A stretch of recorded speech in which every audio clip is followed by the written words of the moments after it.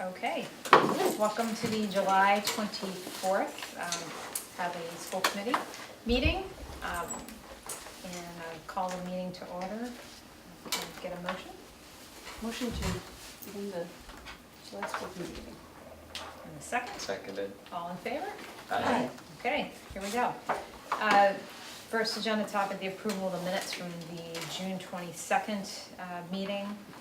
Everybody have a chance to look at those? Yes. And I do have one amendment, unless Sue Giza already changed it. On page 1, under decisions, actions, where I typed school committee decides, you do decide a lot of things, but I don't know, you just decide, not You decide. we're just going Got to it. eliminate that line. Okay, any questions or comments otherwise? No, it seems pretty straightforward. Okay, can we get a motion? A motion to approve the school committee minutes, striking that one sentence, school committee decides. I'll second that. Great, all in favor? Aye. All right. Okay, any adjustments to the agenda for tonight? No adjustments to the agenda. There'll be an additional handout that you all had in front of you, the revolving accounts report, and a handout about some additional minor revisions in the HES handbook, but I'll take you through those when we get, as we go through the handbook revisions. Okay, great.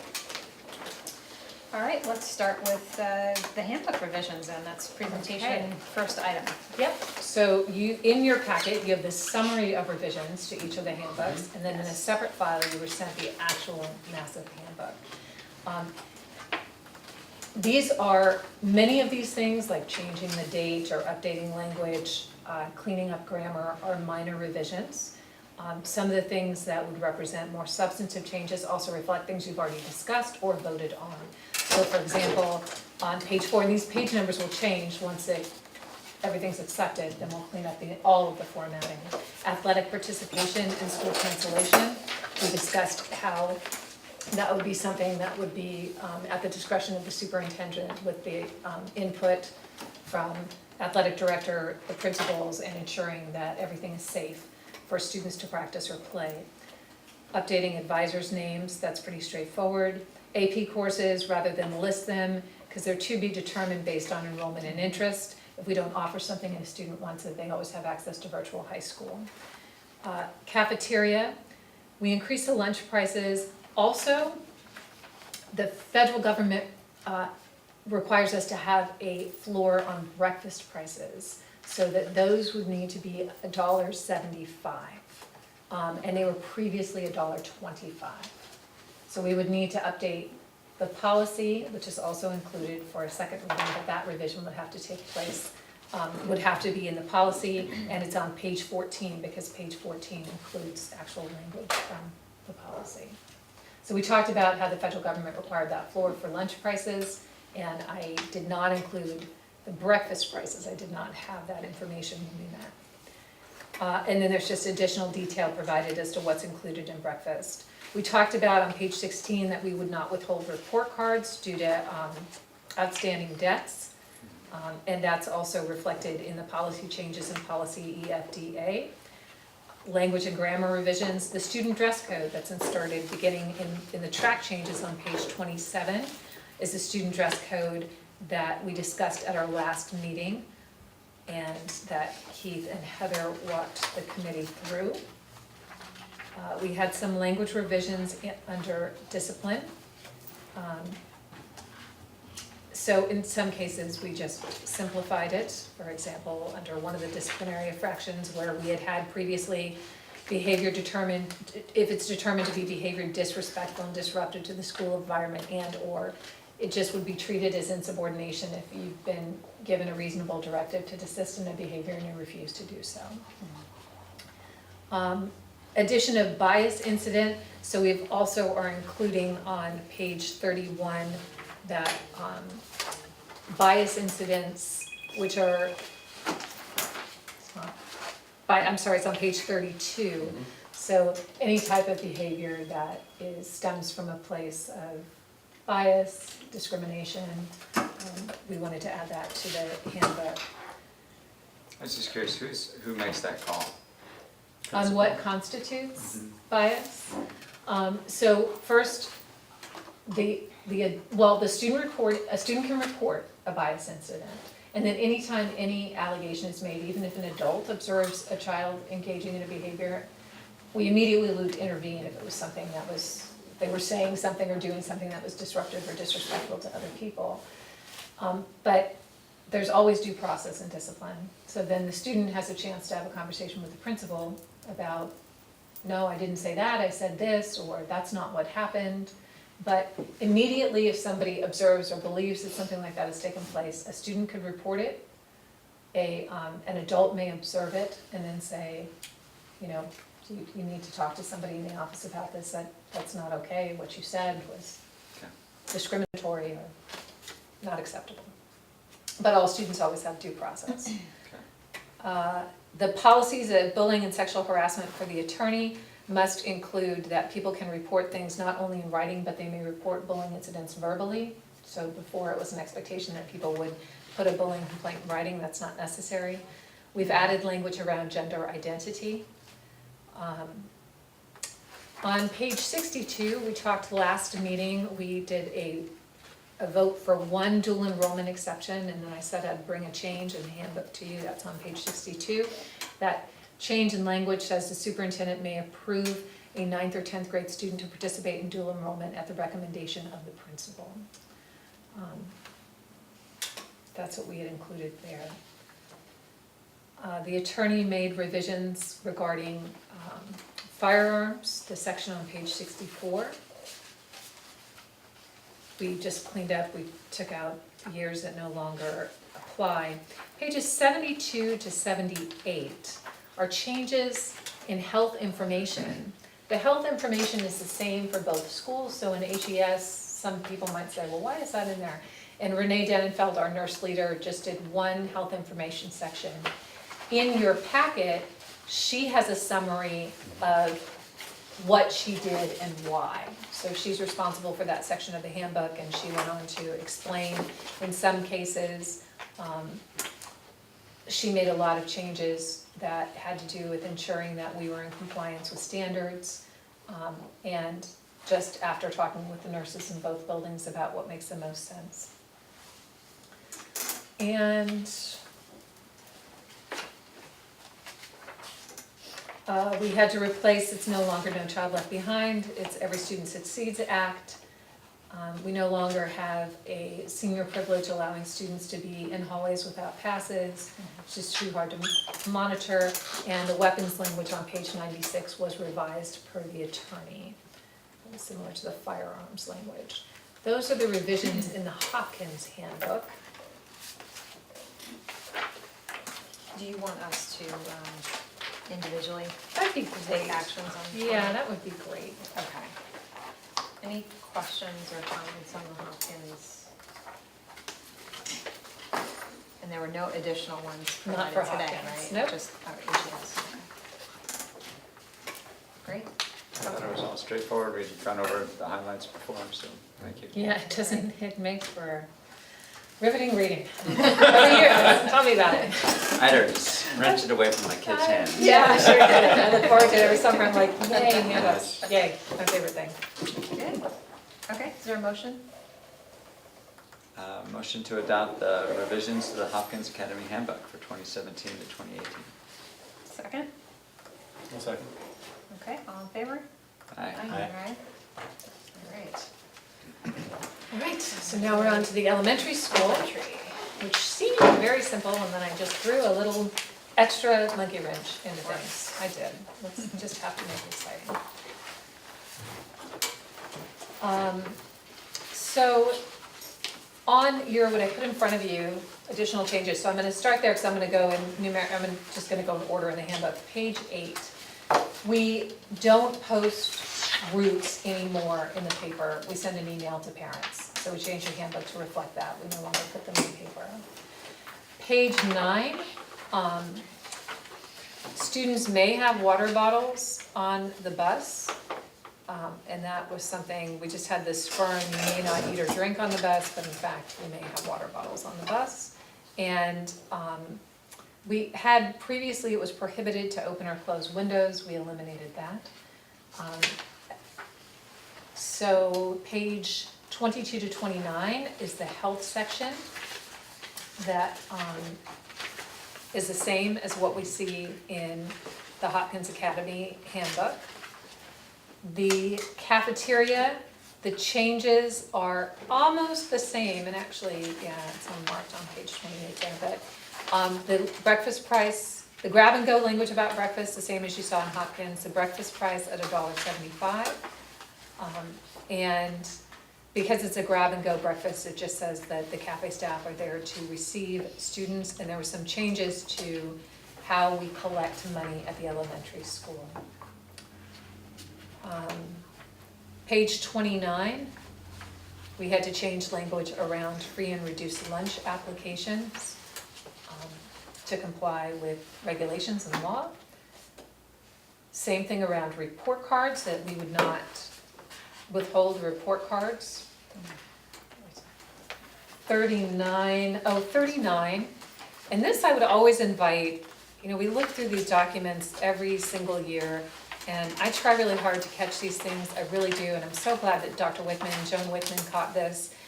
So anytime, because many of these documents are old and just get revised, so anytime we have things like this where we were using language that wasn't student first language, the special needs of students, we're matching the special needs of students with teacher strengths rather than using the phrase special needs students. So I just would encourage you to also be on the lookout where there are old documents that we are still have that present, that we get rid of it. So thank you, Joan, for catching that. Elementary band practice would to be determined. It's not, he may change the time of it, so that's why that's to be determined right now. I'm skipping back. We have some changes on 47 to ELL and Title I, and these changes reflect requirements in the federal laws for Title I. And kindergarten program revision on page 48, excuse me. This is, we just have our full day program for kindergartens. We don't do half day kindergarten. We do full day kindergarten. And our recess rules, we did some changes to the recess rules because next year, actually, a family that did choice out, was in our district last year, choiced out this year. The reason that they choiced out, I had an exit interview with them, the reason that they choiced out is the primary reason they cited was a lack of diversity in the student population. And so they choiced into Northampton. And I was really thrilled that that parent, after her son was at Northampton, she called me and asked me if I'd like a tour of the school because there were things she really liked about it, and she wanted to know if I would be interested in seeing the things that she thought were really effective and inviting and that she liked. So I went over there, she picked me up, we drove over there, I met with the principal at that school. We talked about many things, but one of the things that the principal was adamant about how wonderful it was having children play before recess and having smaller groups at recess. So next year at Hadley Elementary, students will play before they eat. Seems like a minor thing, but in a lot of ways. One, the principal in Northampton reported that she saw a significant decrease in behavioral problems. And she said, I don't think it really had anything to do with the fact that the order of things, except for if I'm playing and going back to class, I'm just going to talk about the student that I was, not the students we have at Hadley Elementary. If I'm at recess and the next stop is the classroom, if I have a problem in the playground, I am all about getting an adult to solve it, and perhaps in a protracted and rather litigious way, right? This is, but if what's next is lunch, I might make some decisions about what I can solve on my own and what I can let go and what really needs intervention. So she said there was a marked decrease. I don't know if we'd see that, but a marked decrease in reported incidents of disagreement and things of that nature.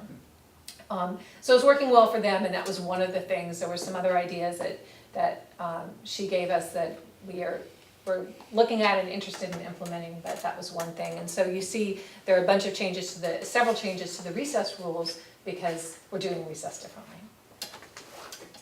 And let's see.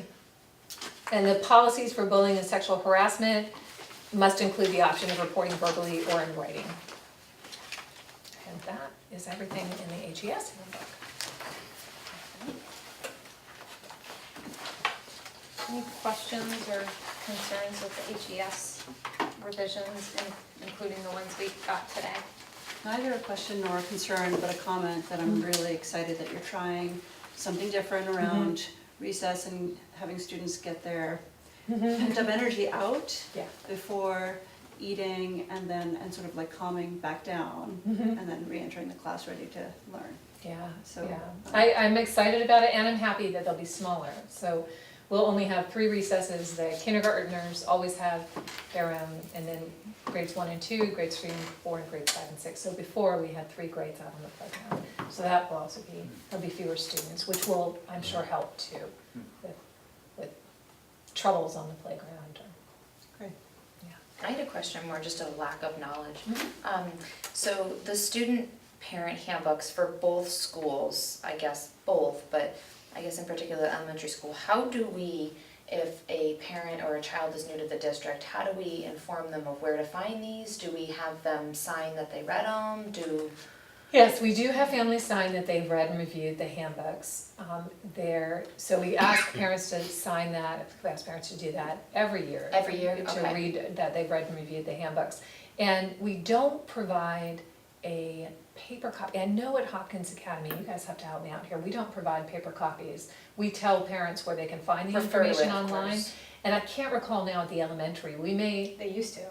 do you know if they 2 still years do? ago, but I can't recall what they did as of late. Yeah, We we might might be also saving say, paper. you can always request a paper copy and we're happy to give it to you. But I believe we direct everybody now to the website. online copies because it was so much A paper. lot of paper. I know I've never seen one sitting on my kitchen table. So. Yeah, yeah. No, I wouldn't expect to. I think that's a good thing. I was just curious if we had parents Yeah. sign that indeed I did read this, so Yes, that way. yeah, we just do. go And it's a through it. separate signature page for technology, appropriate use on technology. That's a Mhm. policy that then also requires an additional signature. Yes. Okay. Great.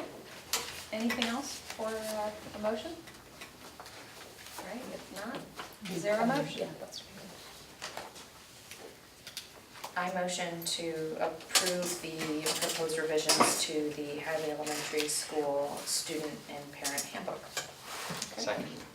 All in favor? Aye. Okay. One last handbook, all right. And Well, let me then, just ask, before we move to the Yes. handbook, can we take an action on the breakfast prices since we just Sure. approved those Yep. increases? Because it looks like we need to vote on that as well. yes, So that's to get into compliance with the federal funding or state funding? federal. Federal funding, increased breakfast price effective this fall to $1.75. Correct? Correct. Okay. Is there a motion? Chair, motion to agree to the increase of the breakfast prices from $1.25 to $1.75 for the school year 2017. A second? Second. Okay, all in favor? Aye. All right. And I'm sorry, I should have said full disclosure there, that the ceiling for, the floor for the federal government is $1.71. I originally had that in the handbook, and Diane Zach in Food Services said, you're really gonna create a nightmare for me. Yeah. It rolls of pennies I didn't out. think about that, yeah. No, So that's fine. it's 171 is but it made more sense to make it 175. Okay. So the employee handbook. Goodness gracious. Now I've lost my copy of the employee handbook. Non-union employee handbook. Okay, so the non-union employee handbook, these changes again are very, I think they're very minor. Of course now I can't find what I did with my employee handbook, my non-union, here it is, goodness gracious. What we tried to do here is, so there are some increases, we eliminated outdated language, some changes to how employees, how much time employees can accrue in terms of sick time. So I'll take you through those. Eliminated any outdated language, starts with that. For example, teachers' aides, we have educational support professionals, oral interpreters, health aides. Some bus drivers were included in the non-union handbook. They've since organized, so those are the kinds of language changes that we updated. On page 9, the 4 example dates, when we let people know how they have to give us, when they can use vacation time, obviously changing it from 2015 was our previous example, we just updated the examples so they were easier to track. On page 10, one is allowing one unused personal day may be rolled over into accrued sick time. That is something that previously the school committee had voted, and it's common in our contracts now, but we haven't updated our handbook to reflect that. And then the other thing, you can see where previously it says this is accrual. This is not time, this is sick time that can be accrued. This is not time that would be paid out if an employee were to leave. They were previously at 150, and the bargaining unit members, so those employees who were organized, had an accrual ceiling of 200. And because I don't necessarily, I support labor organization, but because I don't necessarily want you to spend a year organizing yet another contract, it just made sense to Thank you.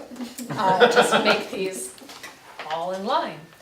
And page 12, the leave without pay, FMLA, Family Medical Leave Act, requires that employees have exhausted all of their personal time and pay time. And so we just make that clear in here before they use that. And again, just updated for example dates. So those are the only changes to the personnel handbook. Any discussion on the employee handbook? All right, motion to approve? Move to approve the revisions to the employee handbook. Second? Seconded. Okay, all in favor? Aye. Aye. Aye. Right. Okay. That's We A are through on F, fire. and action items. Wow. Have to put on a seatbelt Okay, for so this that is meeting. all the handbook revisions, correct? That is all of That's them. it? There aren't That's any other it. handbooks sitting out Just there? really, I might go look for one, because I don't know what I will read No, I now think for the we're rest of good. the year. Okay, next item is capital plan. No action is required on this. I believe that I sent you all a copy when I sent this over to town hall. But we had discussed it at the last meeting when we were trying to just remember what was on the capital plan. And so I misspoke because 17-18, I thought it was $400,000 for fields, or maybe it is. Am I, no, I'm not reading this It's right. not, it's It's the locker. It's girls' locker locker room. room. Mm-hmm. But we did not submit that to the town for. No, we did not. So Fields was what, TBD. So $15,000 to start, and then Fields doesn't show up again. Yeah, it doesn't show up again. So I don't know if it in needs to be on capital our capital plan, because we're not asking the town specifically for the capital plan, we're asking for it from CPA, does that matter? plan. I want to verify that with David, because for me, I always go back to, my assumption is that the town would want to have a clear picture across the town of all of its properties, or all of the things that are in need of, what they need to purchase, improve, or renovate, to have all of it. You look at that, you prioritize that, and then you identify potential funding streams based on the nature of the project. And so I would think that they would want to know everything, because at the end of the day, although it, as we talked about last time, it's from this funding source CPA, but it's still all town money that's raised through taxpayer revenue, right? So, I think we had a dollar amount in there at one point. We must We have did. taken it Yeah, out we when you were did, you're right. citing an estimate. Right. So if you can get clarity from David, whether that's something that we should at least represent on Yeah. here, knowing that the funding source may be Mhm. through.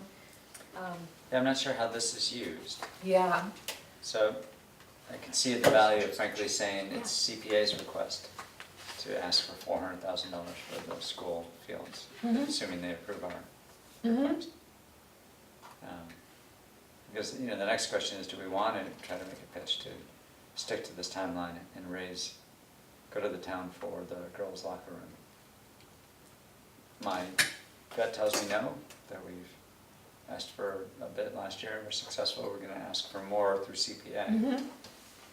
But I'm curious what others think. I assume there'd still be time to go, or maybe not. No, warrant articles aren't due until August, so there would still be time, I believe. Yeah, I think there's still time. So let me just ask a clarifying question. If we do go through the CPA to ask for money for the fields, would that be in this next round, or would that be next Yeah. year? Okay. No, We've that's already in the fall, submitted the town meeting. proposal. Right. Yeah. So it would be an ask from CPA to utilize CPA funds, Right. which they're under pressure to use, and they have not used. So that's a different issue. It's a different issue. And so really it's whether we have an ask or not. Yeah. And so my question, Annie, for you then is, given all the gender equity work that's going on here at Hadley Elementary, at Hopkins Academy, does it make sense? The women's locker room issue has been ignored for quite some time. What is the total dollar impact? It's just an estimate of 400,000. Yeah, and Chris can probably weigh in a bit on that estimate. I mean, that really was a placeholder, It's been a right? rough It road. was, yeah. 2009. Yeah, it's fairly old, and, I mean, the problem is you can't just go and ask somebody to spend many hours to come up with an accurate estimate and then tell them, okay, well, we'll come back to you in 5 years, I mean, it's very difficult, so we're kind of keeping that. When you guys are actually ready to move that forward, and if you are, we can certainly push to get some kind of better pricing for it, which I would recommend, because you hate to say, yeah, we think it's 400,000 and then have it come in at 6 or something, If it comes in at 3, nobody minds, but, Right. You were pretty accurate about the air conditioners numbers. fingers are crossed. He's become an expert in AC. Yes, he is an expert in AC. So, Humira, just picking up on your point, one could argue, well, there's separate pots of money. We could go and ask, since we have been, Right, you're right, it's been on the list for a a while. very long time. May I ask when they were last renovated, just out of curiosity? I know I was not part of these discussions. in 1853? past. Well, that's what I'm Years saying, ago. like, was like, Years you know, ago. when I was in school. I haven't been in there, It definitely sends the wrong signal to people we're trying to attract to the school system, Yeah. that we have such a dilapidated women's locker room. Mm-hmm. And athletics is pretty important to our town and our school. Mm-hmm. Clearly not over academics, but still, it's just the wrong signal to send. And just also out of curiosity, when was the last time the men's locker room was renovated? That has been renovated, not since I've been here, but that was renovated.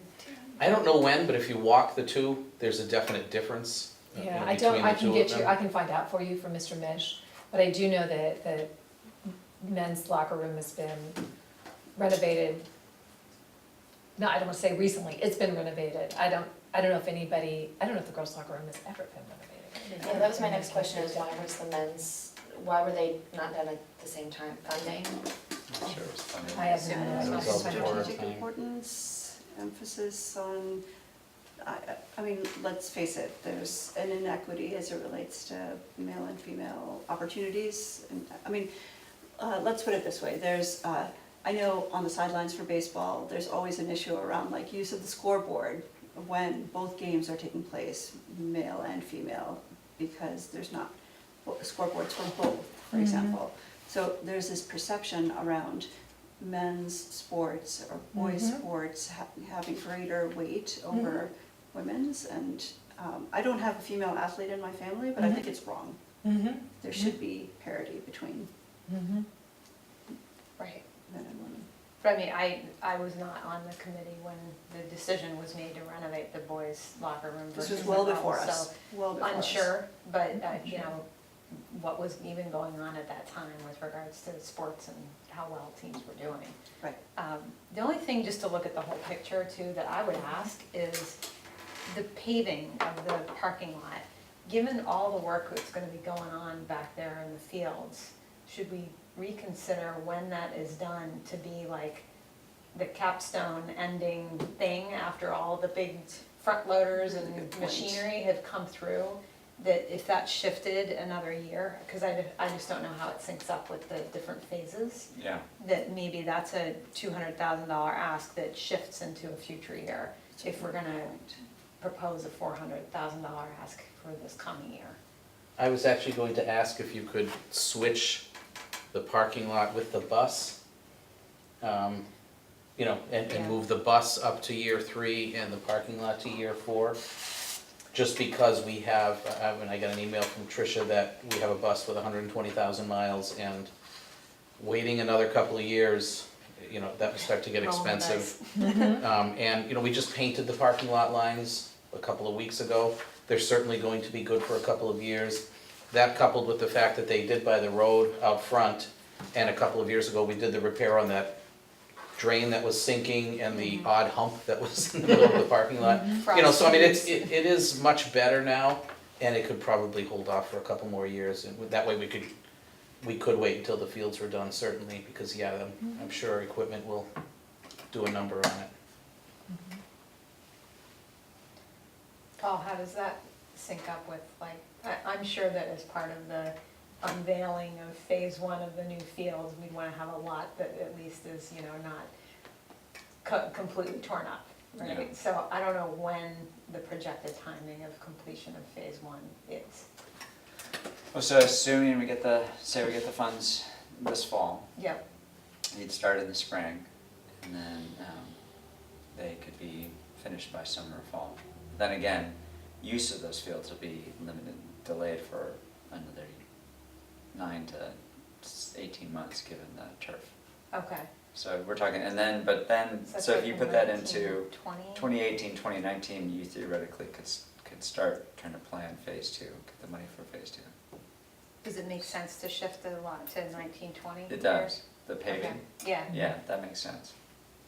So maybe then by swapping out those two, Chris, then we're also, you know, we just have less of an ask in year 3, and we can lead out with this ask in year 2 for the locker room, the girls' locker room. Which I think, to your point, Humira, you know, if we're really talking about the whole package here is to, you know, look, you know, we're renovating athletic fields, it's exciting, and look at the work that we've done in the women's locker room as well. That's, to me, that makes sense to package those two together as a message as part of either, you know, fundraising or attracting students here. So I'm gonna ask I don't know, buildings all that well question. So there's fall town meeting and spring town meeting. We could put the girls' locker room ask in this year. In terms of actually doing the renovations, does it make sense? Because there are warrant articles both in the fall and in the spring, correct? At the May meeting also. So would we put it in the fall? Are we going to be tearing up the locker room during the school year, or would the goal be to tear it up over the summer? I'm not trying to be facetious, I really. Summer. Oh, I think summer Summer. was Summer. summer. Probably, yeah. So my Yes. concern is just having 2 $400,000 asks for sports for the school and 1 warrant. And feasibly, we're not gonna touch it until next summer anyways. So we could stage it so that the CPA warrant hits the fall, the women's locker room hits the spring, the bus the following fall. So if we do that, I just wanna walk you through this in terms of fiscal years and well, I guess, do I move the fiscal year, or does it go where the ask is? Does it stay, so the $400,000 for the girls' locker room, although we would update, that would also give Chris a chance to get better figures. So this would be spring. This would be spring of 18. So I'm leaving it in year 2? Right. Okay. But then whatever comes in under line item number 2, right, HA athletic fields phase 1, Mm-hmm. if you put something in here, that would be fall 17. Yeah. So spring, and then this is fall. And then in year 3, I have $14,000 for the new serving lines with drains. Is this still something that we're looking at? Yes, Diane Zach had requested that actually to remove, it's basically a sanitary issue where she just wanted to remove the lines with butcher block and things like that and get a drainage system installed so that it would basically just be kept cleaner. So I have $14,000 for serving lines with drains in year 3. I have $120,000 for a bus, full-size school bus replacement. Then in year 4, I have $200,000 for resurfacing the parking lot. And in year 5, the external grease traps. Sounds good. And so on the fall warrant will be the CPA request for the field renovation, and then we look to the spring warrant to have the girls' locker room. Okay, and that gives us time to try and get better figures.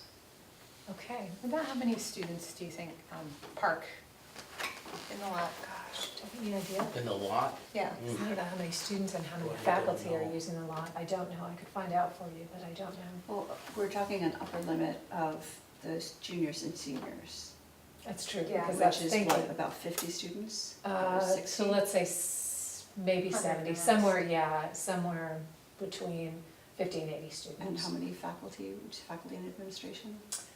So, gosh, I don't know, 45, that's probably just teachers, I'm not adding in my, maybe 45-ish, maybe Okay. somewhere around there, yeah. Does the lot get reconfigured at all in your plans? We haven't touched a lot. Okay. I mean, we did early on when we were debating what to do with the Mm-hmm. additional softball field. Yep. Those plans didn't go anywhere. Okay. So Right. typically, I'm trying to remember if you've voted the capital plan every time. Do you have recollection around that? That you have? Yeah. Let's do it so that Okay. next time we get asked for it, we have record of Yep. having approved one. So I'm gonna say it for the last time, we still have, we've taken care of the network. The 16, 17 items obviously would fall off, right? Now? Yeah. And 17, 18, I have fall athletic fields, and that will be $400,000, and I'll put a note in parentheses CPA next to that. I have Can spring, you, what, Yeah. do you need to put it on? oh, I'm gonna ask David. Yeah, okay. So I guess we'll vote the capital plan with the understanding that if David says he wants all items regardless of funding source, then, Okay. because I too am not entirely sure how the town uses it, how they use all the capital plans. I feel like in their master capital plan, there are other items on there that they would use CPA funding for, right? When I've seen, but I could be mistaken about that, so I'll ask them. And then spring, girls' locker room, and we will have updated figures with that. So it'll say 400,000, but with the, in parentheses, TBU, to be updated, because that will bring it back to you. In 18, 19, the $14,000, and the 120 in 19, 120 for the bus. In 19, 20, $200,000 for the resurfacing of the parking lot, and then finally again with the grease traps. So let me just ask, since this now, I mean, we're trying to keep this as a 5-year plan, and if we're gonna drop off year 1, we haven't talked about what might be on year 6, whether there's anything, you know, that maintenance or typical that we need to get on there. Would it be better to kind of proceed under this direction and bring it back to our Bring it back next in August? meeting? Sure. To talk about what we could add on there, Yeah. what makes sense, and vote on it then? Yeah, we can talk with Jeff Nish and think about that too. Yeah, and I'm thinking we'll probably need another school bus by Perfect. what would be So we'll year do that. 6 on here, but really year 5. Perfect. Better thinking, thank you. Okay. Was there anything else on technology that we had, I'm going back to the technology plan. Did it go out this far? Like, because I know that there's maintenance and just keeping things current. I think, Annie, correct my recollection, I think we included all that we needed to do to strive towards a one-on-one.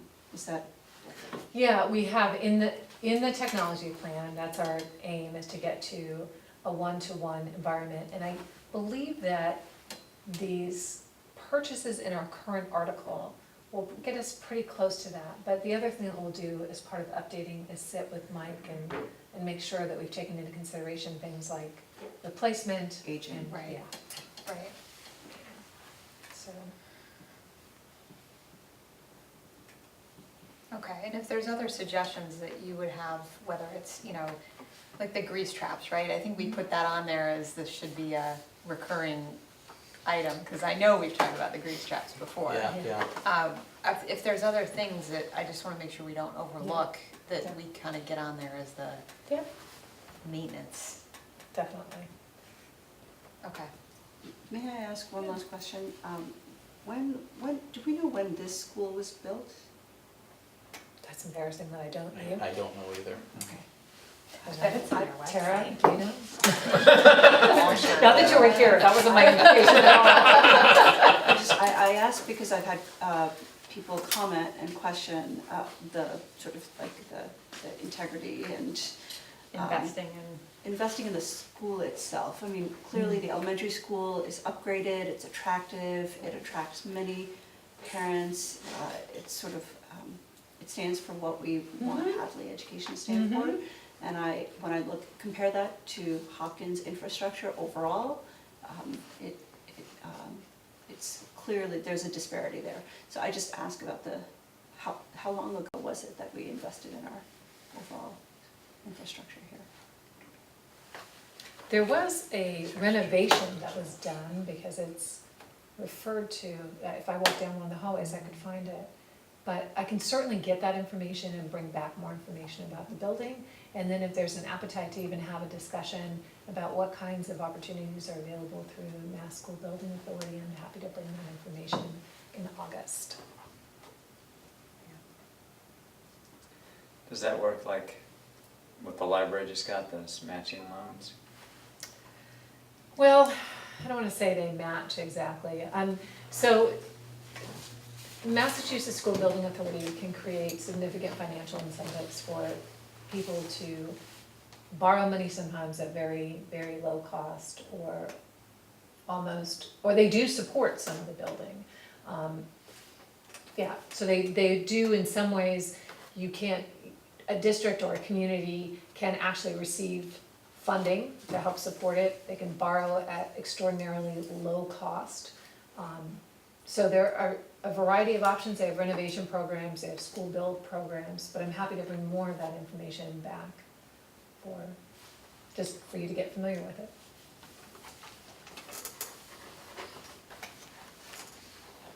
Yeah, I think it's a good question. It's good to know what our options are, Yeah. right? If we want to attract more students from other Mhm. area schools, we want Hopkins to stand for sort of like the, best, most inspiring setting for education, so it's good to know. Perfect. I'm happy to bring that back. Okay. So since we're not gonna vote on this here, we'll bring it back to the next meeting. Anything else we need to do with that? No. Okay. All right, personnel report is next. Just one minor change on a resignation. We did not have our educational support professional for health. We did not have a 1 to 0. I didn't want you to think that I was just employing people at a 1 to 0. That was a 1 to 1. But in some cases, the needs of a student have changed, and so that's why the staff, it's not a reduction in force or a reduction in services. It's that people who are assigned to a particular educational plan, that plan has changed. I am sorry to say that one of our educational support professionals in kindergarten, a wonderful employee, Kate Connor, has submitted her resignation. I believe the last child just graduated from Watkins Academy, and she's going to be working, I think, most of her time with their family's law firm, and so I'm happy for her and very, very sad for us. We had a .29 math position. Again, Peggy Kelly's somebody that, wonderful, she's hired since I've been here. She came to us from private schools in Rhode Island and had been stepping back in her workload from a 1.0 to a .29, and has decided that she's done with teaching at the moment.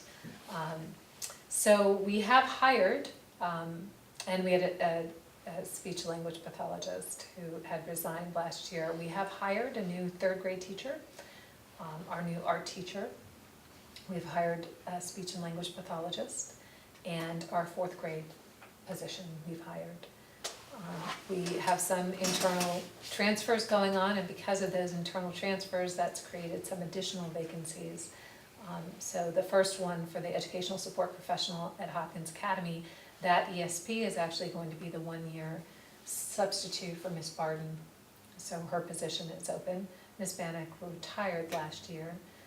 Mr. Connolly is moving on. I actually think he might be physically moving. And Ms. Kostick, for part of the year, will be doing her teaching practicum, so she will be at Hadley Elementary School, but she cannot be an ESP because she's pursuing her teaching certification. The kindergarten aide I just told you about. And we continue to, sometimes we need transitional support services for our students who are out in the community, our 18 to 22-year-olds, and so we're looking for a transition coach. Can I ask a question Sure. about this one? I know in the last personnel report, there was the BCBA position, for James, I can't remember his last name right now. James Noka? The ABA Tech, you mean? The Yeah, ABA no, Tech. there was the BCBA who was shared with Granby. Yes, so that individual has resigned. So just to be clear about that, it's actually Granby's employee. I probably Okay. put it in here just to keep you apprised of things. That's actually not a Hadley employee. Granby, we pay Granby for our portion of those services. I spoke with Carol Hepworth, the special education director in Granby today, and she is scheduling interviews for next Monday, the 31st. And we have candidates, so we have applications, we have candidates, and we're interviewing them Monday, a week from today. So the agreement still stands, and so we'll get the same number of Yes, nothing will hours change out in the of agreement. the agreement. That's correct. And the new SLP that's a certified SLP. Yes, yes, And that's an FTE 1.0. yes it is. Right? Okay, Thanks for the updates. sure. All right, it's time for our public comment period. Bill? Crickets. They're Okay. grateful we started at 6. Yeah. Yes, they are. Wait, speaking of which, I missed that whole thing. I wasn't here at the last meeting. Why did we start half an hour later? To offer a little bit more flexibility for folks who want to come and hear the meeting, for folks who would like to attend on behalf of other committees in the town. Yeah, Is it sort of a pilot? Are we testing that? we are. Because- We agreed to try Okay. it out. For how long? Because I was really happy that we went to 5:30.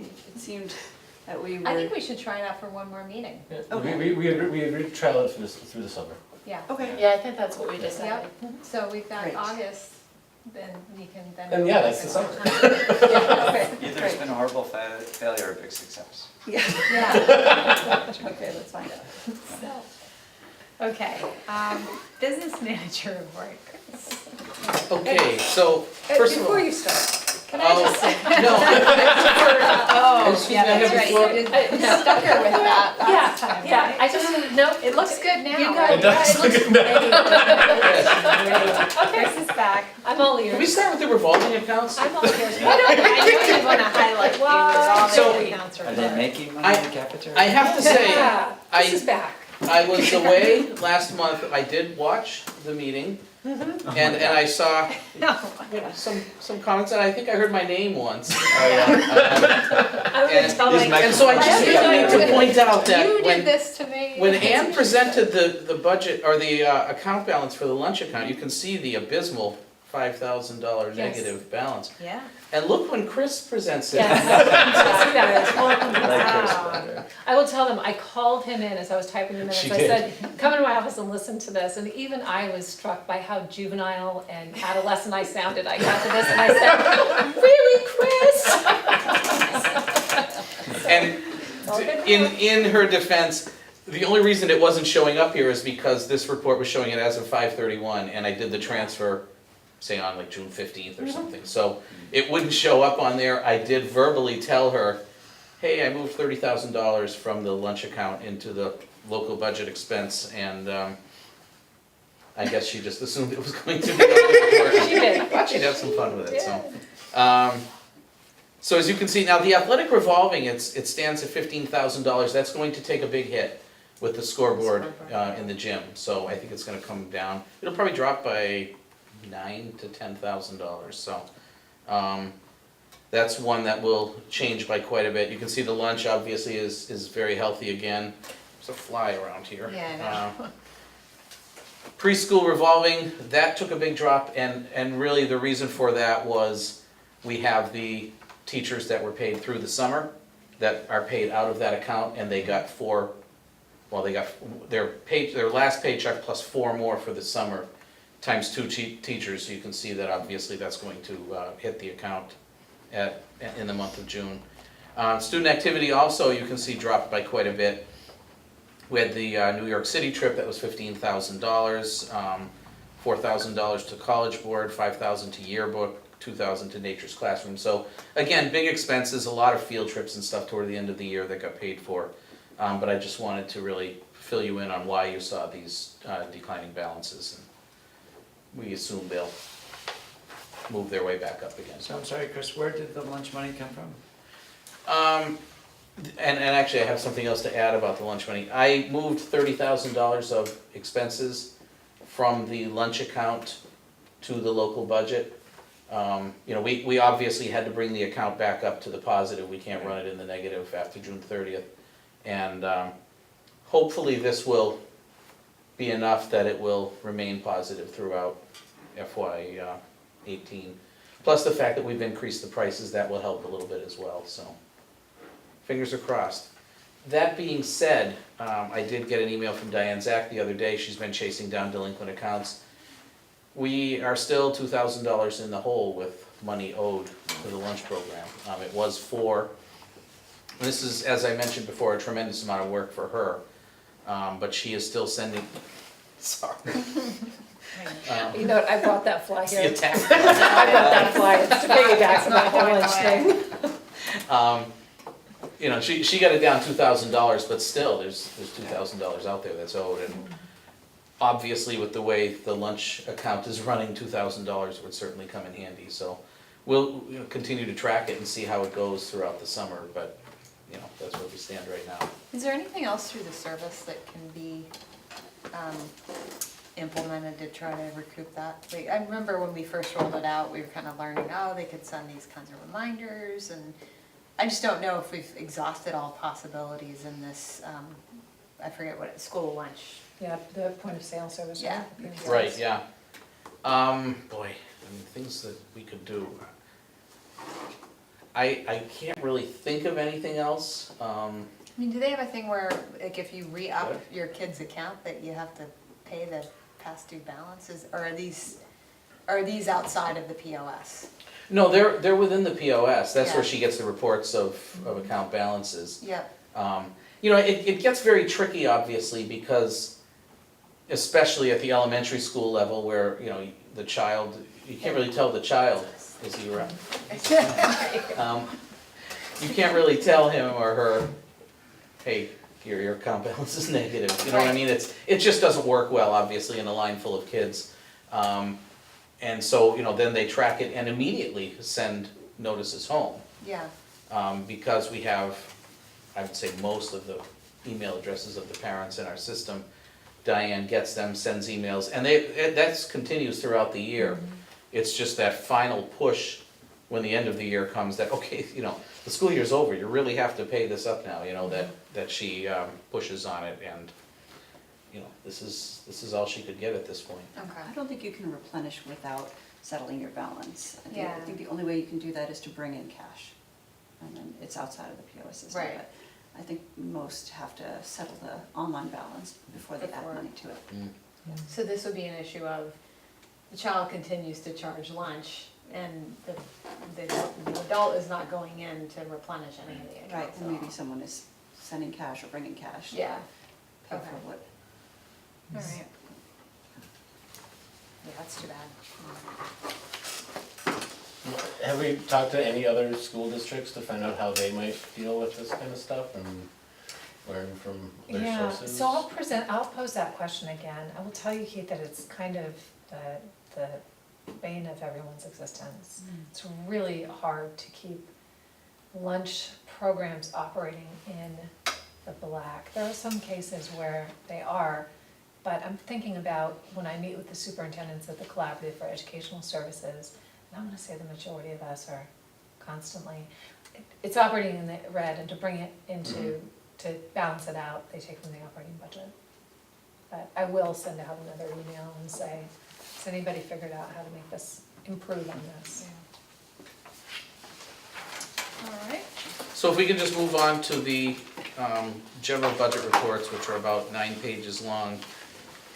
We're closing in on the end of the year. We've made a number of entries to either use up all of the grant funds, obviously the lunch entry of $30,000. Just, you know, moving money around here or there. I still have to do one more entry to transfer expenses from the local budget to school, to circuit breaker, because we can only carry over so much money in that account. So I will do that transfer as well, and I am now just waiting for reports from the town accountant to tie out our expense report to theirs, and we should be in good shape. I actually got them on July 1st, went through, and I mean, it's quite a process, because, you know, you run them and you compare account balances, and then, oh, this one's off, and you start to look. And what I end up doing is I have every transaction of the town side in Excel, and I run the general ledger in our side, and I just start highlighting cells in green if we both have them. And basically anything that's left, I know, okay, there's, you know, something wrong here. And so we've gone back and forth. We found you know, an expense from Russell School building that the town had charged to our account, and of course we didn't have the bill. A real tricky item that we really have to try to get our hands on are the expenses for the school buses, either repairs, gas. Especially repairs, what happens is the bill gets sent to the town hall. The town hall processes the bill in payroll and pays the employee and charges it to the school account. But the bill never makes it over here. So what happens is we ask for reports from the town, and we try to match them up in the same way again. And it's always playing catch up, because the bills are always paid before we even get to them. So what we're looking to do, and I know Mary asked them again last week, is please send the bills to us. We will process them, and then in our transfer to the town, everything will automatically go over there. So we're working toward that as well. It's been a problem for a long time, and you know, there's some resistance to it, because it's, instead of just sending everything to the town hall, now every other department stuff would have to go to the town hall, and ours would have to come here, but we're hoping, you know, that can certainly work out. But if you look at, you know, the final page again, it's a scary balance that we see on here. At least it looks scary. It really doesn't bother me, but only because we know, you know, it says minus 533,000. We had approved 681,000 of school choice money. So we're actually using less school choice money than we thought. We're gonna carry forward, say, another $140,000 or so. That's great. Of school choice money. So yeah, we'll just be better off for next year. Always nice. And those entries, assuming I can get the reports from the town, we'll make those in the next week or so and just close out the year, so. Always What's the end of the fiscal year? June 30th. So all the expenses have been done. Yeah. You know, at this point in time, we have that mad rush of chasing down bills. We ended up having 7 bills that we still haven't received, so we had to encumber those. Most of them, I think 4 of them were from WB Mason for supplies we ordered, and, you know, a partial order came in, but not everything. So as those items come in, we'll mark them off, and we assume most of these will be done by the end of August, certainly, most if not all. So that's always nice, you know, good. We encumbered 60-something thousand, I believe, last year. This year it's 3,600, so we chased down a lot, and thank God for that. Chris, just to ask you on the Sure. expenses, would it be difficult to add in, if not monthly, just even every other month, our school choice balance and just? Oh, if you'd like, I can put it on the revolving account report. That would be really helpful. Sure. Because, I mean, stuff like that, to know that, okay, we're spending less than what we had earmarked. Yep. And just knowing that fluctuations, you know, can Yeah. happen at any time, it would Sure. be helpful. Absolutely, yeah. Great, thank you. Yeah, I mean, it's tricky because I have all that in my head, but that doesn't feel any good, so. No, well, it's not in our head. It'd be good to see that number knock out. Yeah, right, yeah. Yeah, I can absolutely do that, no problem at all. Thank you. And the last report, I mean, it's kind of an unexciting report, I guess, for lack of a better word, is the grant report, because there's just nothing left except for the circuit breaker money, which we knew we'd be carrying over anyway, so. But again, always good to spend all that grant money by June 30th especially. Would you mind handing me those folders? My pen just died. The folders behind you, Oh, there's a sure. pen somewhere around the packet. Okay. Anything else? I know you've touched on it before, but as far as grants for the following year, I know you've mentioned it before, but I just can't remember which ones we can expect to see again. We would expect to see all of them, well, the 701 is gone, the last one. Yep. The 391, you can see we were at 61, 388, we're at 44,800. So that's slowly being phased out, but that's what we'll be getting next Okay. year. The rest of them will all still be there. It should They'll be there, but they'll probably be a little bit less. So I do Yes. know that our Title I allocation has decreased by probably about, our allocation I think is about 10% less. So that'll be, it's a little bit closer to $60,000. Title II also went down by a couple of $1,000s. That was across the board, those federal grants. And that had to do with the fact that it wasn't so much that those grants, there were other grants that the federal government isn't funding, and so the state had to take a little bit of everybody's pie to continue those programs that they had other federal money for. So we didn't get hit too badly, but some districts really got hit in Title I. And we won't know about 274 or 298. Those allocations will probably be posted, I would say, next month sometime. I haven't gotten any dismal emails telling us they'll be gone, but they might be slightly less.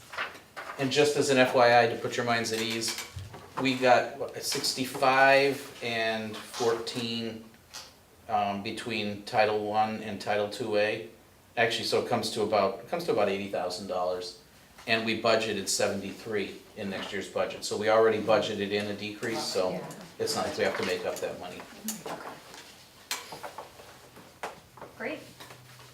All right, thanks, Chris. Thank you. Okay, school committee reports. Negotiations. Well, it looks like I've got the bus driver contract here to sign.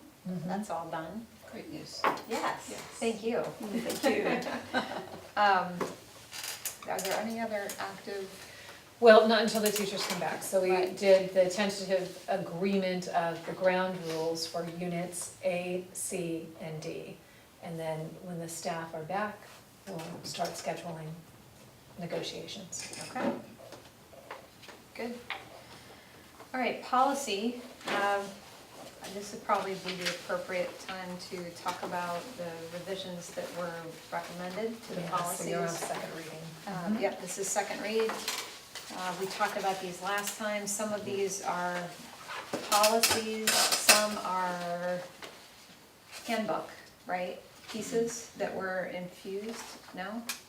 No, so what you're looking Or are at they here. all leftover Yeah, policies? they're all your second reading on each one of your policies. Change in title on homeless liaison procedures, Hawkins Academy athletic Yep. eligibility, that language also does show up in the handbook, but it's a separate policy. Advertising in the schools, this was the one proposed by Attorney Adam Dupre that you all did discuss last time. Yep. That you still have you would be voting on the proposed one, that's what you would be accepting, and it shows how it's changed from the current policy that's still in your packet. And the food service account management, delaying the issuance of report cards, transfer cards, that language was taken out. Right. Just a nitpickiness on the homeless liaison procedures, number 1, the director of student services of student services. Oh, well, that would be helpful, let's get Just to a that, typo. thank you, thank you, thank you for catching that.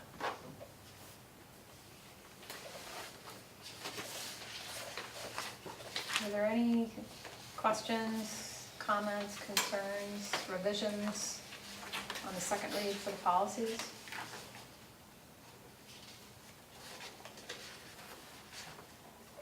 Okay.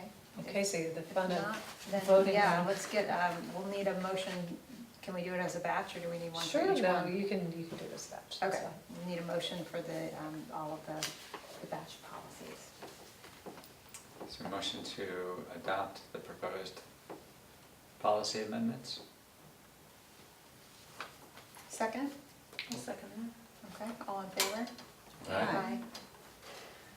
Okay, otherwise, the policy committee, we have no other updates, we'll meet again, I think in September, is what we talked about. Yes, yes. Move on to the next. Another book that's great for me to read. That's what I read in Handbook, so I was all excited, and then, yes, that's right, I'll be reading a quarter of the policy manual again. Okay. All right, finance and tri-board. I did not go, I haven't been to any recent meetings since we last I met. didn't get to go to the July 12th, did you? I didn't either, I Yeah. was hoping to hear that somebody, yeah. Well, we'd communicated a bit with David Nixon on email, and it didn't seem like there was anything I don't think pressing we- for us to. Yeah, I don't think there were any agenda items that specifically spoke to the schools. I remember I don't when think so. Yeah, Okay. And we're still on with the August special meeting, right? There's a special town meeting? the last town department head meeting I went to, you may have more information, but it sounded, when the town department heads got together, from what I gathered, it was the town department heads, the select board chair was there as well, and David Nixon, and it sounded as though they were not intending on doing a special meeting in August now, that was going to change, that they wanted to provide more information for the voters before having that special meeting. That's the last I heard, but I don't know officially where they left it, that was the last one I said. If you're reaching out to David on the other topic, do you mind just asking him if we've got a meeting confirmed? Sure, Otherwise, I don't mind sending him an email, but sure, I Be can good to find know. out. As a general rule, are we informed via email? I know David recently has kept us in the loop on town meetings and what's going on with things that might involve us, but in general, is that a pretty reliable source of? in the past, we have not gotten those emails. Yeah. I have noticed, it seems like as of late, we're getting more of them, and it's across all of us, not just one of us, Right. which is good. But to your point, the last I saw in that special meeting was, I think, what you all saw, so if it's been canceled, perhaps it's in minutes maybe for a select board that Right. we just didn't actively seek out. So sometimes it's communication via that mechanism, like actually having to go and see what was deliberated and decided at a select board meeting. And so I will definitely check on this, because just know I was at a meeting, they didn't take any sort of vote, there was only one select board person there, they couldn't vote on anything, the select board would have done that. And then the department head meetings that I go to every month, this month I was at a training in Malden, so I wasn't able to go, and they may have discussed it there, but I will email him. When I go to those, I try to bring that information back to you, either via email or the school committee. Okay. Okay. All right. The fields. So we have a draft proposal to CPA for $400,000 to do phase 1, which is estimated at a little over $500,000. And we'll be meeting with CPA, I believe they've got a meeting late August, I think August 28th. And so we'll prepare for that. We've got a group of town folk who have been helping us put together the phases, and an advisory committee. And so we'll make sure to invite them to join us as well. And then I know Annie has been very, Really excited about this. yeah, exactly. So in your packet, there is also some athletic fields improvement project. So couple of things. One is, we know we're asking CPA for $400,000. Yes, I do, so I hope I have a just additional one here. For $400,000. Andy Klepacki has been very helpful. He is on Park and Rec. And Park and Rec did a project, the Field of Dreams behind Hadley Elementary School. So they had something, and they had these sponsorship levels of a single, of a double. I told Paul I had this, what I thought was a great idea, that instead of just completely using the same image, that we would do something different. So I thought we would use vegetables from a farm. I'm grateful for D. Rex, who let me know in no uncertain terms that was about the most ridiculous idea. Who gets to decide what vegetable is at the height and the low end? So this was just an idea that it's more, I wanted to talk to you about kind of the strategy around that $100,000 gap. And whom you would like to see as the face of it. And so one thing, this is very much a draft. I realized, I think last night I said, yeah, I don't think, maybe what we want to get is some sort of pledge or commitment contingent upon the CPA providing money. Because I certainly don't want to collect a bunch of money, and then I'm thinking positively, but I don't want to be in a position of having taken money from people and then for some reason the project doesn't get funded, right? So I thought about that it would probably, perhaps if we could get some sort of commitment there, and some of those commitments I know, for example, if the Board of Trustees were willing to commit something, that those commitments would carry a great deal of weight with the CPA, Right. and perhaps even a letter of commitment from a business or something like that. So I just wanted to back away from actually having people send in money. Yeah.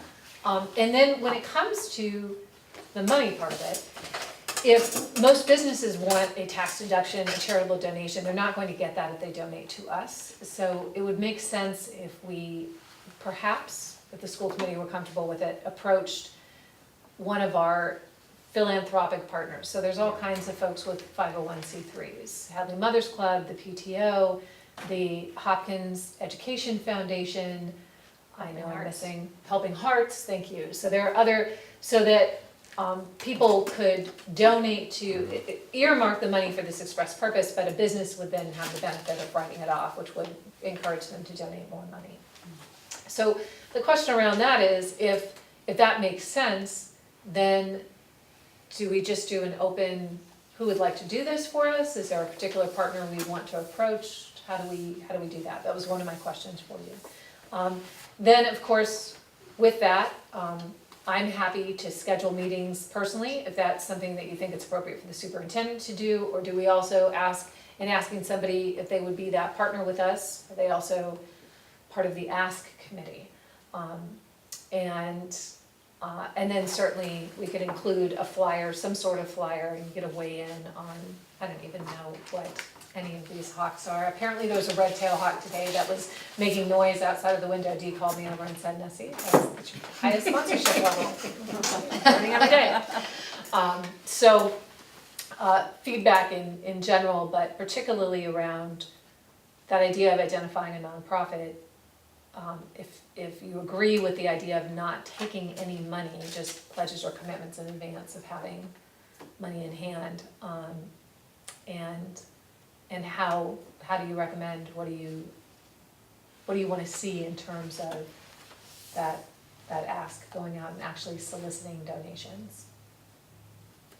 I like the idea of taking pledges and getting some kind of commitment and giving people back, like some acknowledgement of their commitment, like a sponsorship letter or something, so they know, this is earmarked and we can count on it. But I also feel like you're right, that there needs to be a face on this that is not necessarily you spending your time out there representing the field's expansion, but somebody else. I mean, I think that time, I know that you are actively gonna support it and be able to contribute positively, but I think that it would be good to have somebody leading this from the community that is able to, and has potentially some connections in town and able to represent it. I don't know who that is. I don't know if you have ideas from some of your preliminary meetings that you've already gathered as to who might be interested, or whether this is like team of volunteers that need, you know, a lead, but still can rely on others. You know, the organization structure that I'm familiar with Helping Hearts is that, you know, while Stacy is the founder and the lead, she has a board that she relies on, that each have their own duties according to the list of stuff that needs to get done based on the board's interests and the board members' area of expertise. So that's, I think, a helpful strategy to be able to divide and conquer, but also ultimately have somebody representing this moving forward. I'm sure there are other ways of doing this, but that's what I'm familiar with. So we have this advisory group that's met, and I was thinking that what we could do is pull them together in a couple weeks. So sometime before, we want to give them an update before the late August CPA meeting. And if we did it in early August, then we could help solidify some of these ideas. I think you're right, Annie, I think it'd be good to go to CPA with some letters of commitment. I think we could get those from a couple organizations pretty quickly. Some of them I think we can turn around very quickly. Right. The bigger ones, Lowe's and others, just any business might take a Right. little bit longer, but. Yeah, but the trustees or something, some level of match early on. But I'd like to go to the advisory committee and give them an update. Here's what we are, here's what we're thinking about for fundraising, get their ideas. And maybe one of them steps forward. Yeah. We talked a bit about that the last meeting we had a month or so ago about that, but we didn't designate specific teams. So Eric has been doing a bit of the work with Annie. So is that I guess that's the question, do we not want it to be a town or a school employee?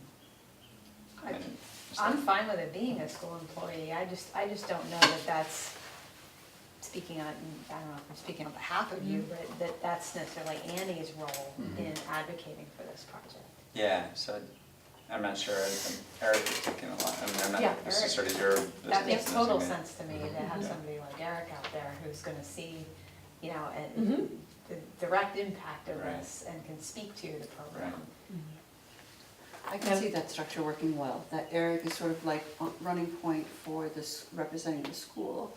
And your committee and the key sort of towns who have the connections and whose children will directly benefit, who recognize the importance there, really opening the doors. And I can see that in some instances, it might take Annie being there to help close the sale. Yeah, But by and large, that Eric could be the Yeah. point person.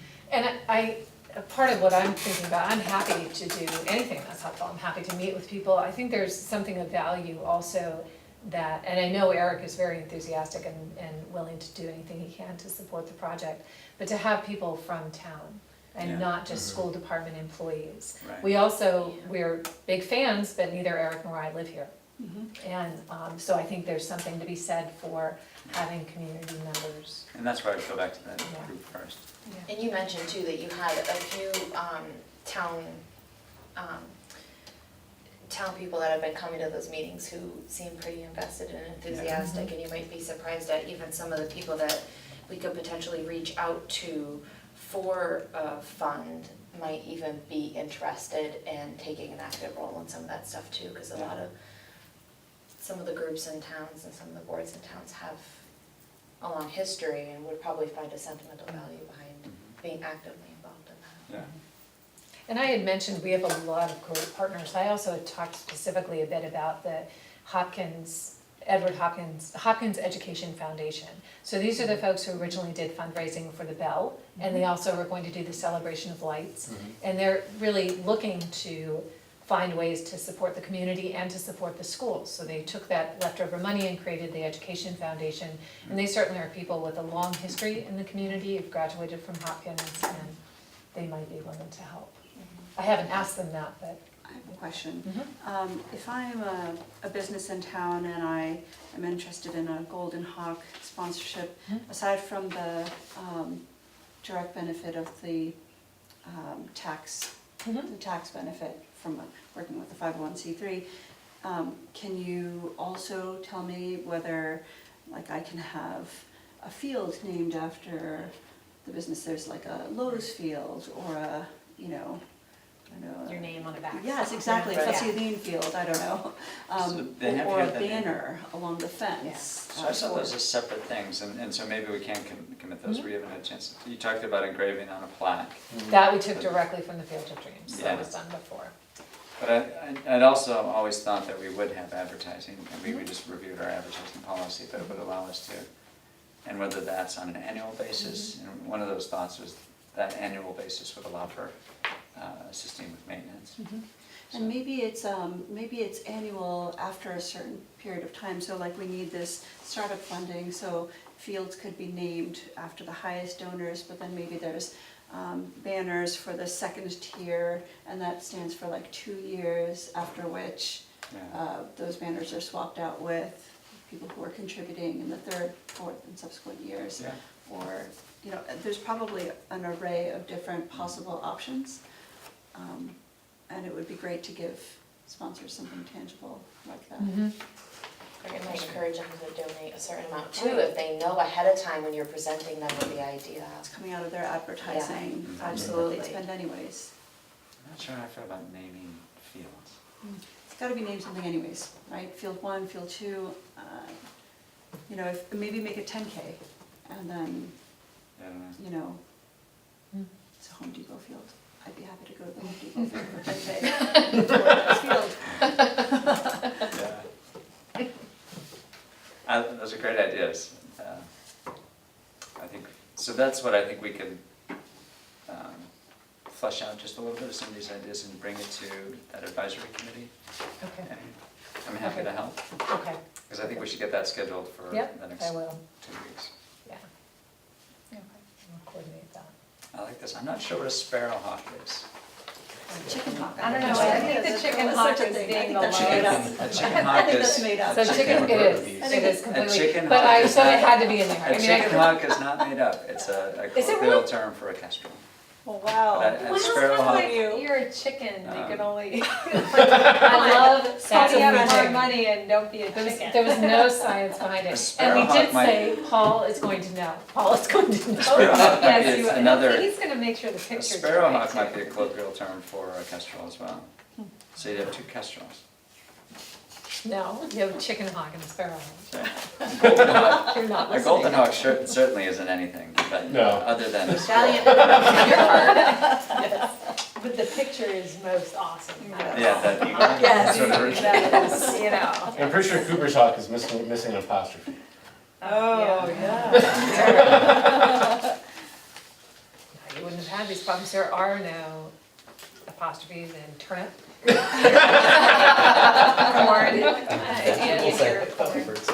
Yes, the asparagus was gonna be number 1. Oh, See, wow. also- As it should. So you actually put a number on there. Okay, anything else on the field? So I will get that scheduled while you're looking up hawk The picture, pictures. the hawk pictures, yes, the most importantly. No, that's good, thank you, thanks for doing this. Sure, great. All right, CES, Great, so I went to the May meeting, and I wasn't here for June to report out that CES, part of what we did at that last meeting was to form a committee to look at innovative potential new offerings that serve the needs of the member districts. So I'm excited to volunteer and serve on that. We'll report back how that goes. I think I was traveling for the last meeting that was in June. So the next one is in August, and I'll report back. Okay, great. And I'll just add before we get to the superintendent evaluation too, some of us are traveling to the MASC conference this weekend, right? Yes, so pretty good curriculum. It looks like though that it is in fact a choice, like you pick which sessions you're going to. It wasn't clear to me whether you were choosing or whether you were able to go to all of them. So looking forward to that and bringing back some information on things like finance and all sorts of stuff. Thank you for going. Yes. You all are going? I'm Oh, thinking you're 3 of us. Yeah. Yeah. Terrific. That's great. Great, and Annie, you are going for Friday?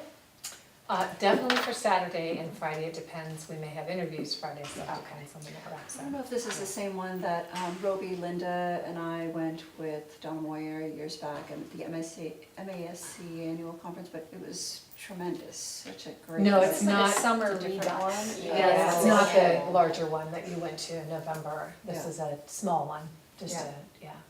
It's Should close, be it's equally- convenient. It's with- terrific. Yeah, with, I think, very relevant content, especially, I mean, whether you've been on the committee forever or whether you're new, it's like, to me, it's like anybody can learn from all of these topics. That's great. So that was great, and it's not that far down the way. Right. Yeah. Okay, superintendent evaluation. Were you gonna talk about that, or am I? Yeah. Oh, so, yes. We are going to evaluate you. Yes, and not in this moment, in case you guys are thinking. Waiting. I wanted to repair it. That would be better if she knew how to use apostrophes. So last year, what we do, superintendent evaluation is we post a meeting. However, what we did last year was we had, rather than try to squeeze it into normal business meeting, school committee members came to the meeting and I put together artifacts. So what you evaluate me on are the goals that we have for me and for the district. And I provide you with evidence of progress that are made on those goals. And you also evaluate me on the 4 standards of effective practice for an educational administrator that the Department of Education has put forth. And what I make sure that you have in advance of that meeting are a list of the kinds of artifacts that you can actually look at. I don't scan in the entire binder to each one of you, but there are examples of, so for example, you evaluate me on data-informed decision-making. So I might include in there a PowerPoint that I've given to the school committee on student academic performance. There's just a range of things that are in the artifact binder.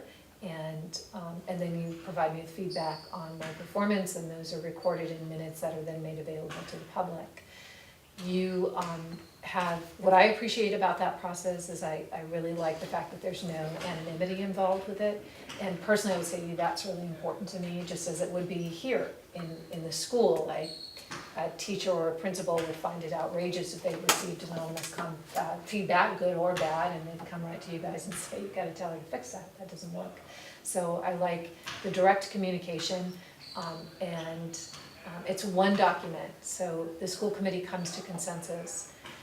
At the end of the day, it's one, essentially you determine if the superintendent's performance is exemplary, proficient, needs improvement, or unsatisfactory. All of that conversation gets mushed into one word, and you speak with one voice on that. And the document is a public document. It's interesting, it's not like the private sector. The minutes from the meeting are public meetings, and all superintendent evaluations are public documents. And we would bring that one rating then to whatever the appropriate meeting is. And then after, at a This- school committee meeting, you would read out That rating. yeah. A question I had for you was, and I've seen this on some of the mask mail listserv questions, do past school committee members, thinking Linda and Roby in particular, because they've worked with you, are they part of this activity? No, they wouldn't be, it's this school committee This I group, work for, okay. yeah, it's these, yeah. It's Okay. who I work for. Great, so it sounds like in advance we'll get the, Mm-hmm. a reminder of the goals, the criteria, Yes, so, and you'll have examples available. We'll Mhm. get a meeting scheduled Mhm. where we'll talk there through those criteria and come to consensus for each of the, the feedback that we have, the feedback we wanna share in that forum, samples we may wanna look at in that forum, come to a decision on each of those ratings, right, for each of the goals, and then we step back and come to an overall rating, which is what is shared out. and what you will receive from me in advance, so you won't receive that binder, just like you said, you'll receive the standards of what those standards of effective practice are, and you'll receive a copy of my goals, and I'll have attached a narrative of just a very brief of whether I think that the goal was met or we've made progress on the goal. And then you'll have actual artifacts that you can look at in the meeting or ask any questions. And what's it? Yeah. I'll schedule it, What's yeah. the target schedule? So, I will send out, unless you wanna look for a time right now, I can send out something for people, I can do it via email and see when it works for folks, what works for folks. Were you targeting like in the next month to try to bring this to the August meeting? Yeah, if or we can were you make it thinking work, longer? and if it doesn't work, but I'd certainly try for the next month, if it doesn't work for people, then. And just because maybe it escaped me, I got lost a little bit in the process because I've never done it before. It's a meeting with just the 5 of us? It's an open meeting that anybody can come to, but we posted it, last year, it worked for school committee to do the meeting in the morning in my office. They did it, that's what worked for But people. anybody's able to come to it, is it recorded? It's not recorded, I would take a tape recording of it and I do Minutes. minutes, yeah. I would propose, I don't know if August tends to work for you guys, but August is a month, I have a self-imposed travel ban. I would like to get as much done in August so as to be able to contribute to the process if it's possible. So if we're willing to meet in August, we'll also come to a conclusion on the evaluation by the next meeting, then we can address it, tidy up, put it to bed. I think we come out of that meeting with a conclusion. Great, Yeah. So, let's do it. so yes, we can. Yeah. And we should talk about when our Exact August. opposite August is when I do my job. You have a self-imposed travel. I have something to try, but it's only for a week, it's okay. Let's talk about when the August meeting even is. Great. Yeah. We don't, for the school.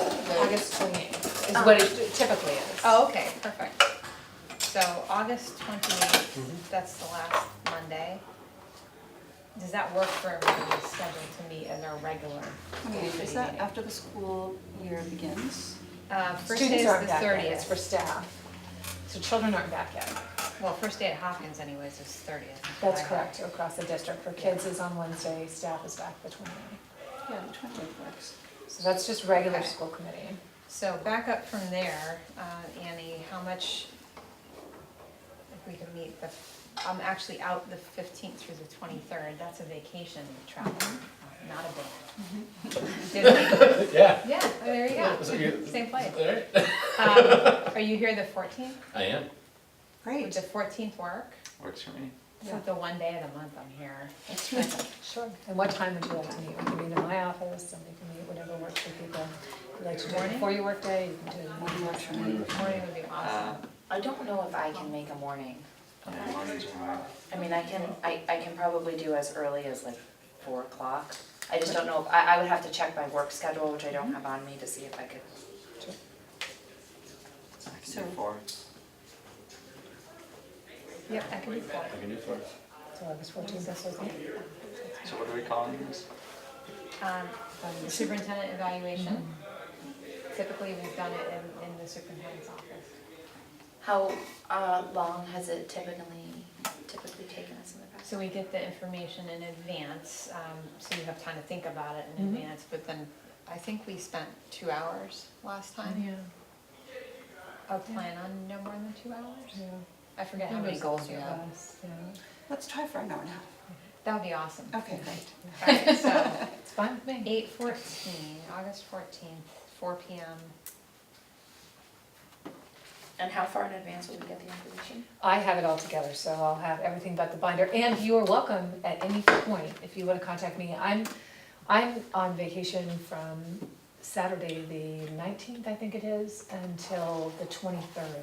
I'm going to look at an eclipse, the solar eclipse. Yes. Where are you going? Where are we going? This is Tom's birthday present. I kind of Going went to to Ash, I Asheville? said, the sun, doesn't it come out every day? His birthday present. So I It's a big think deal. we're going to, it is, I learned after I made that comment, it is actually a big deal. So it is, I think we're going to Wyoming. We're flying into Denver, and I think we're driving to Wyoming. Nice. Great. But, so I have a binder, I will have the report to you and the, kind of the questions, what you're rating on. We will discuss each goal, and so when I send you this sheet of paper, you're gonna say, wow, she said that we only come to one rating. You discuss each one, then you mush it down to one word. And I have the brief narrative written, and you're welcome at any point in time to shoot me an email if you wanna come and look at the artifacts in advance. I'm happy to do that with you. And this is a good opportunity to provide feedback, you know, positive, negative, anything that is helpful, I think is a good it's a good forum for that, and to be able to tie it back to goals is always helpful. Absolutely. So we just have one action item, accepting $250 donation from Dr. Schwab. Oh, yeah. We're very grateful for that.